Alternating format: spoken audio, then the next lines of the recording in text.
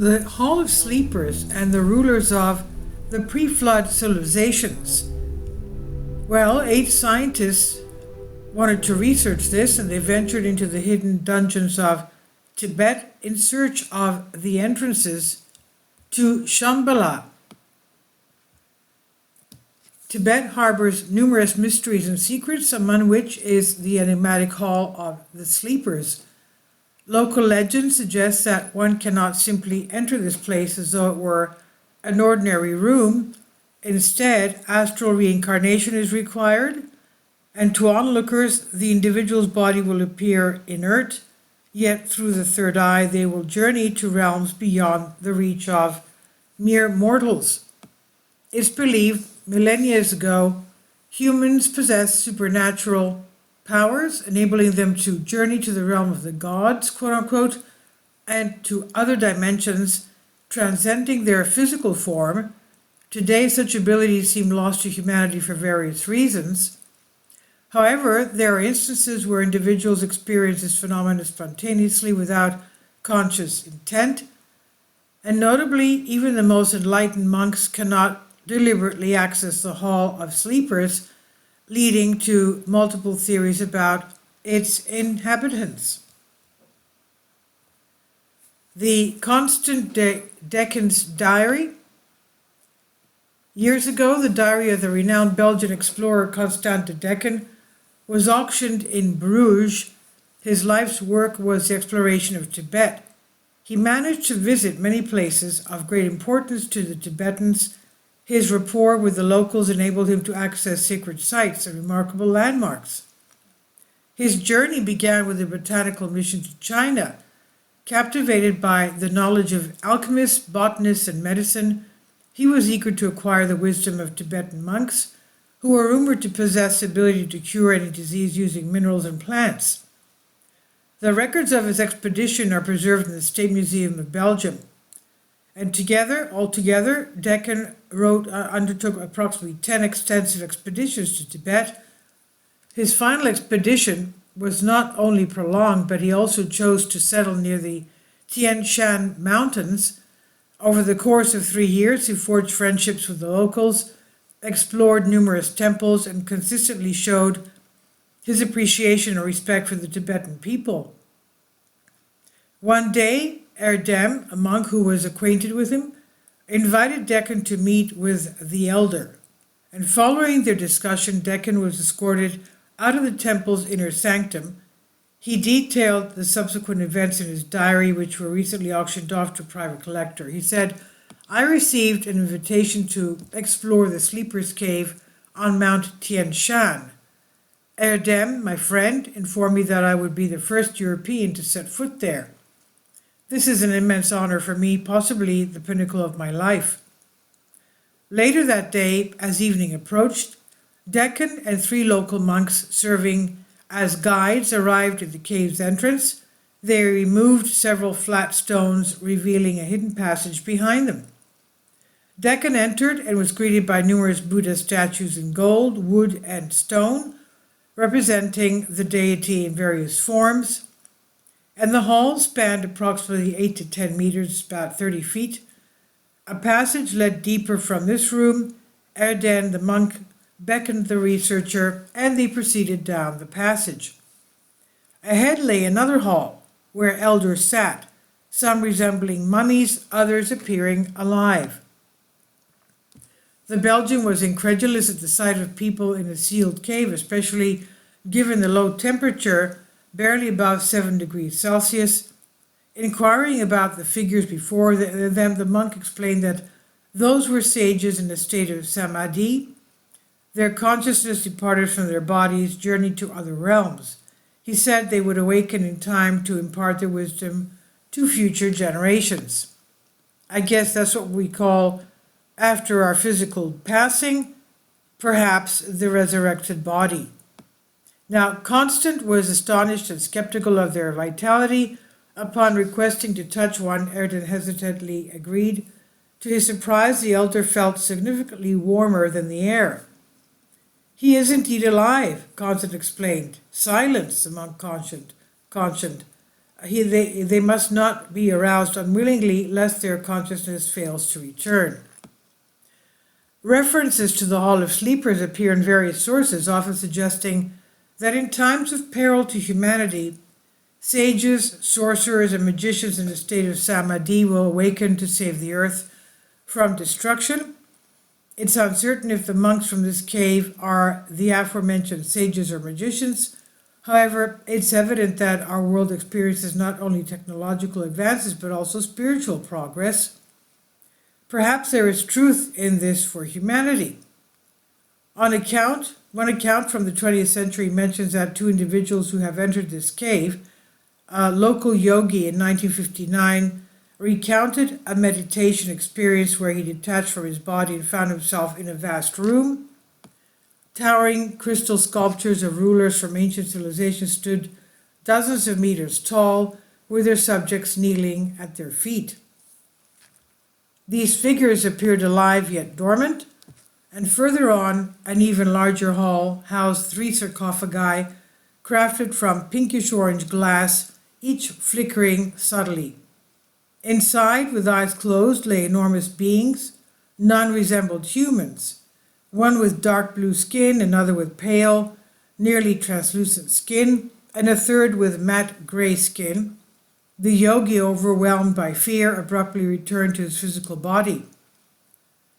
The second fortunate individual to enter the Hall of the Sleepers was an Italian priest who traveled to Tibet to deepen his understanding of that local religion. Enzo Corradi embarked on a journey to Asia in 1990, and it was during this trip that he experienced what he described as an epiphany. After engaging with the local monks, he chose to embark on the pilgrimage route they traverse every 3 days. As he navigated the rocky landscape, the Italian was overcome by an unprecedented sense of lightness. Seconds later, Enzo realized he was no longer grounded and observed his body from above. Suddenly, he plummeted through the rock sky. Darkness enveloped him. Then a bright light illuminated a vast rounded hall adorned with colossal statues. The illumination did not stem from any fire or lamps. Rather, the chamber itself seemed to be the source. Remarkably, he also beheld large transparent sculptures akin to those seen by a yogi 31 years prior. Within the hall, the priest found he could no longer fly, he could only walk. Despite lacking physical form, he felt no temperature, no pressure, no solidity, only observation. He believed this hall to be part of a larger, even more magnificent chamber. It housed 3 enormous sarcophagi, each encasing human-like giants of various skin tones, and behind them lay a small circle on the ground, above which a blue orb hovered, spinning and morphing. This was the final vision that the priest Enzo witnessed. After completing the pilgrimage route, the Italian returned to Lhasa and shared his insights. His story was deemed a great miracle, and he was invited to remain and serve in a Tibetan monastery. Of course, that was not possible if he wanted to remain a priest. However, Corradi departed Tibet. He went back to Empoli in Italy and resumed his Catholic ministry as a Catholic priest. Tibetan monks and priests generally hold the belief in the Hall of Sleepers, where they say the leaders of ancient pre-flood civilizations lie in deep slumber. They are thought to rise with their forces to defend our world from annihilation when it faces peril. Although this Hall of Sleepers, there is believed to be a network of ancient tombs of 7 magicians who are also considered protectors of our planet, as the legends go. Now, the 8 scientists that descended into the secret dungeons of Tibet, how did the search for the entrance to Shambala end? In 2007, 8 scientists from the United States vanished under mysterious circumstances. Christopher Mabel led an expedition to Tibet, believing he had discovered how to access a portal to the sacred realm of Shambala. Accompanying him were his wife, historian Linda Mabel, and 7 colleagues from diverse scientific disciplines. Christopher's plan was to open the portal without entering due to the unknown risks of such travel and the uncertainty of return. Assisted by local monks and guides, the group arrived at the base of Mount Kailash, where they sought a key to unlock the entrance to a subterranean chamber within the mountain, the site of the ancient portal. Despite their efforts, the passage eluded them on the first day, yet at night a moonbeam struck a stone encrusted with ice crystals, causing the light to fracture into multiple beams, each splitting further into several streams of light. Christopher observed the magical phenomenon throughout the night.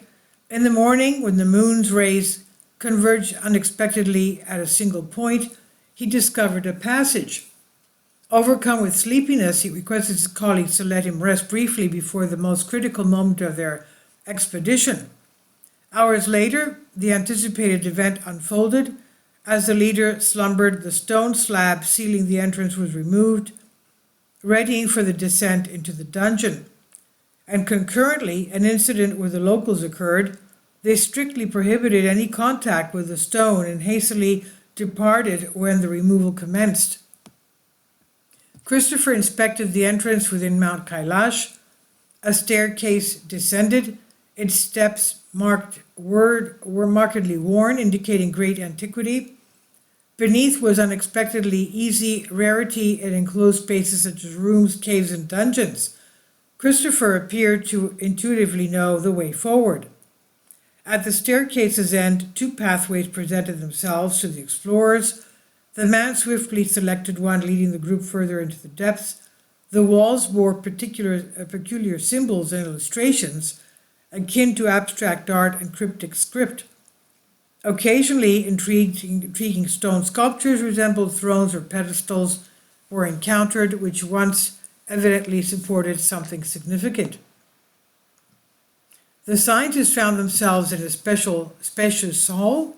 Its shape was ambiguous from the inside, but Christopher insisted it was a pentagonal shape. At the center of the ceiling hung an eye, the image of two eyes, a motif commonly associated with Tibet. He retrieved a book from his backpack and began to read. A small blue dot materialized at the center of the hall. It expanded as he read, growing to about a meter across, that's about 3 feet, with only a white mist could be seen. "We've done it," Christopher shouted, just as a gust of wind swept through the hall. The participants were drawn into the portal one after the other, all except Linda Mabel, who dashed to the hall's far end. She yelled, struggling against an unseen force.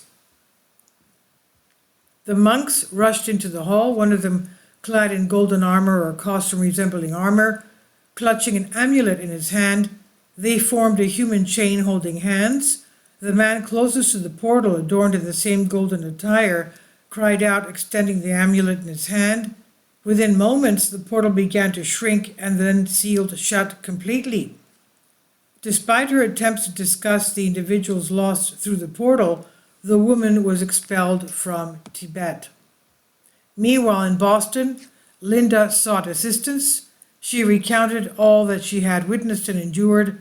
The relevant authorities reached out to the Chinese government, specifically the leader of the Tibetan diaspora, but all denied any such events occurred.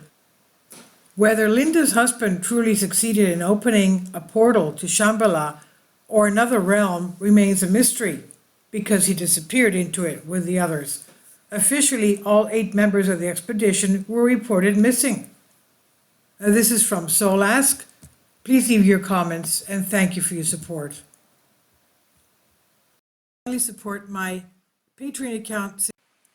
The daily posts are 5 videos daily, and they are totally different from what I have on my YouTube channel.